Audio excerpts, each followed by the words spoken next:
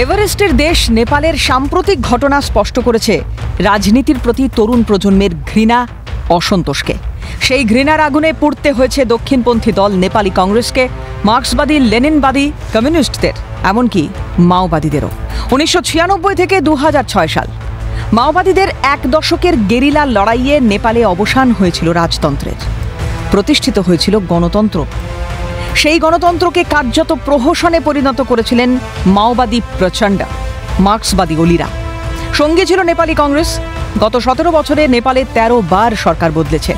বামপন্থী দক্ষিণপন্থীদের জোট ভাঙা গড়ার রাজনীতি কার্যত হতাশ করেছে তরুণদের।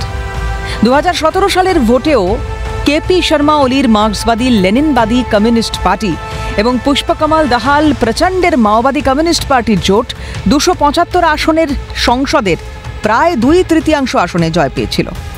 7টি প্রদেশের 6টিতে 753টি গ্রাম পরিষদ, পুরসভার অধিকাংশতেও জয়ী হয়েছিলেন কমিউনিস্টরা। সরকার চালানোর অধিকার পাওয়াকে জনগণের রায় না ভেবে নিজেদের শাসক ভাবতে শুরু করেছিলেন কমিউনিস্ট প্রচণ্ড অলিরা। ডুবে গিয়েছিলেন আকণ্ঠ দুর্নীতিতে, মেতে উঠেছিলেন ক্ষমতার লালসায়। সঙ্গে ছিল তাই কংগ্রেস। পরিণতিতে ছাত্র যুবরোষে পুড়েছে সব দলের দপ্তর, সব দলের পতাকা। রাজার শাসনের বিরুদ্ধে লড়াইয়ের শিক্ষা দিয়ে যে প্রচণ্ড চূড়ান্ত জনপ্রিয় হয়েছিলেন নেপালে, দেশকে উপহার দিয়েছিলেন গণতন্ত্র, সেই প্রচণ্ডদেরই এখন জনরোষের শিকার হতে হলো গণতন্ত্র না দিতে পারা, দুর্নীতিতে ডুবে যাওয়ার অভিযোগে। People's opinion was curtailed. Democracy one was the major, another they said corruption. এই অরাজকতার পেছনে আছে কি দক্ষিণপন্থী চক্রান্ত?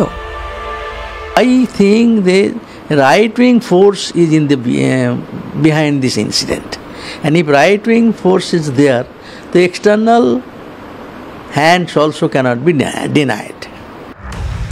চক্রান্ত হতেই পারে, কিন্তু চক্রান্তে কেন পা দিয়েছিলেন অলি প্রচণ্ডরা?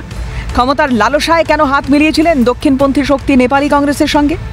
আদর্শে অবিচল থেকে কেন ঐক্যবদ্ধ থাকেননি অলি প্রচণ্ডরা? আত্মগোপন করে গেরিলা লড়াইয়ের চেয়েও অনেক বেশি কঠিন কাজ নীতি আদর্শকে সঙ্গী করে সংসদীয় গণতন্ত্রকে রক্ষা করা কেন বোঝেননি প্রচণ্ডরা? মুখে সমাজ বদলের কথা বলে সংসদীয় রাজনীতিতে ঢুকে নীতি আদর্শকে জলাঞ্জলি দিলে কখনো কি টিকে থাকতে পারে সমাজকে স্বপ্ন দেখানো কমিউনিস্টরা? না থাকে তারা কমিউনিস্ট, না থাকে তাদের অস্তিত্ব। এবার ফের জানান দিল ছোট্ট দেশ নেপাল। ক্যালকাটা নিউজ।